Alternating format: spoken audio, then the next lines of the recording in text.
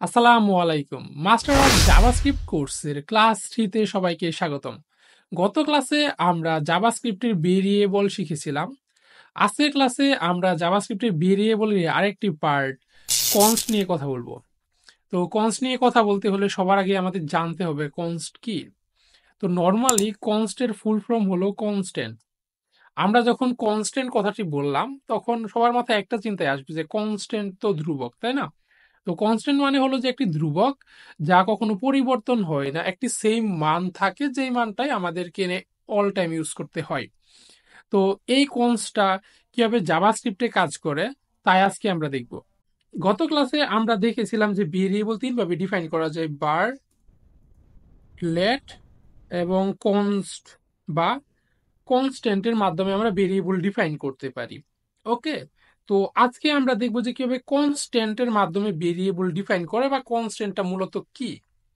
তার জন্য আমাদের আগে দেখতে হবে যে ভেরিয়েবলের জন্য আমরা বার দিয়ে কিভাবে ভেরিয়েবল ডিফাইন করি। ওকে, সো লাইক আমি বার লিখে লাইক এইজ নামে একটা ভেরিয়েবল নিলাম, যেটার মধ্যে আমি একটা এজ রাখলাম 22। ওকে, তো সো এটা যদি আমি এখন প্রিন্ট করতে চাই তাহলে কিভাবে করব? Document dot right.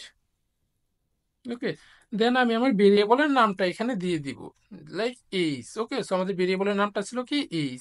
এখন যদি আমি এইটাকে প্রিন্ট করি বা আমি লাইভে যাই, আমাদের এই কোডটা দেখি কি আউটপুট দেয়। ওকে, সো আমাদের আউটপুট এখানে দিচ্ছে 22। আমি এটা একটু বড় করে নেই। ওকে, সো আউটপুটটা দিচ্ছে 22। আচ্ছা, তো সেম ভাবে আমি যদি এইখানে কনস্ট লিখি, বারের পরিবর্তে কনস্ট লিখে এখনো যদি আমি দেখি, তাহলে আমাদের এখানে কিন্তু 22 দেখাবে, কোনো পরিবর্তন নেই। কিন্তু এখানে কিছু পরিবর্তন আছে, যেহেতু এটি কনস্ট বা কনস্ট্যান্ট। আমরা কি জানি? কনস্ট্যান্ট মানে ধ্রুবক বা অপরিবর্তনশীল কোনো কিছু। তো এটা কিভাবে কাজ করবে তা এখন আমরা দেখব। তার জন্য আমরা আবার বারে যাই। সো বার এইজ নিয়ে আমি একটা এইজ ডিফাইন করে দিলাম, একটা ভেরিয়েবল ডিফাইন করে দিলাম। ওকে, দেন এইখানে এসে আমার এখন মনে হচ্ছে যে আমি এখন আমার এইজটা চেঞ্জ করব। দেন আমি কি করব? এইজ আমাদের ভেরিয়েবলটাকে কল করে এখন আমি এখানে লাইক 23 দিয়ে দিলাম। 23 দিয়ে দিলাম। এখন যদি আমি দেখি, দেন আমি কি দেখবো? এখন আমি দেখবো যে আমাদের ভেরিয়েবলটা 23 হয়ে গেছে। তার মানে কি? তার মানে হলো যে আমি যে কোনো সময় আমার ভেরিয়েবলটা চেঞ্জ করতে পারতেছি। এটা যখন আমি বার দিয়ে আমাদের ভেরিয়েবলটা ডিফাইন করতেছি। কিন্তু আমি যদি কনস্টের কথা চিন্তা করি, এখন যদি এখানে বারের পরিবর্তে আমি কনস্ট দেই, তাহলে কি হয়? তাহলে এখন দেখি, তাহলে দেখতে পারবো যে এখানে কিছুই শো করতেছে না, মানে এটা ইরর হয়ে গেছে। কনস্ট মানেই হলো যে অপরিবর্তনশীল। ওকে, সো এই জন্যই আমরা যখন বার দিয়ে কোনো কিছু ভেরিয়েবল ডিফাইন করব, তখন এটা আমাদের যখন ইচ্ছা তখন আমি চেঞ্জ করতে পারবো। কিন্তু কনস্ট দিয়ে বা কনস্ট্যান্ট দিয়ে যখন আমরা আমাদের ভেরিয়েবলটা ডিফাইন করব, তখন কিন্তু আর পরিবর্তন করতে পারবো না। এইখানে প্রথমে যে আমরা ভেরিয়েবলটা ডিফাইন করেছি কনস্ট দিয়ে, এইজ যে আমি এইজের ভ্যালুটা রেখেছি 22, এই ভ্যালুটাই কিন্তু অল টাইম কাজ করবে। এখানে 23 কিন্তু শো করবে না। কেন?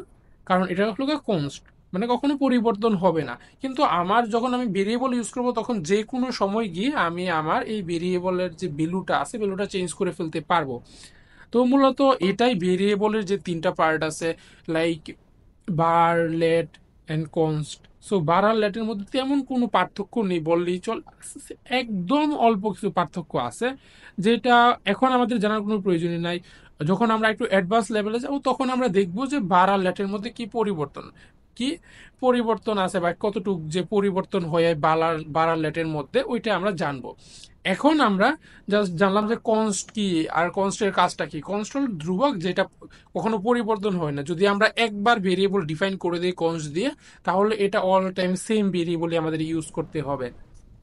আশা করি তোমরা সবাই বার, লেট আর কনস্টের মধ্যে যে বেসিক পার্থক্যটা আছে, এই পার্থক্যটা বুঝে গিয়েছো। ওকে, তো তোমাদের সাথে দেখা হবে আমার নেক্সট ক্লাসে, যে মাস্টার অফ জাভাস্ক্রিপ্ট কোর্সের যে আমাদের নেক্সট ক্লাসটা আসবে, ওই ক্লাসে তোমাদের সাথে আবার কথা হবে। আমরা নেক্সট ক্লাসে আমরা কিওয়ার্ড নিয়ে আলোচনা করব।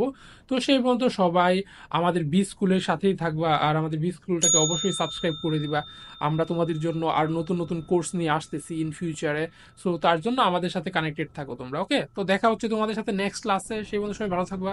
আল্লাহ হাফেজ।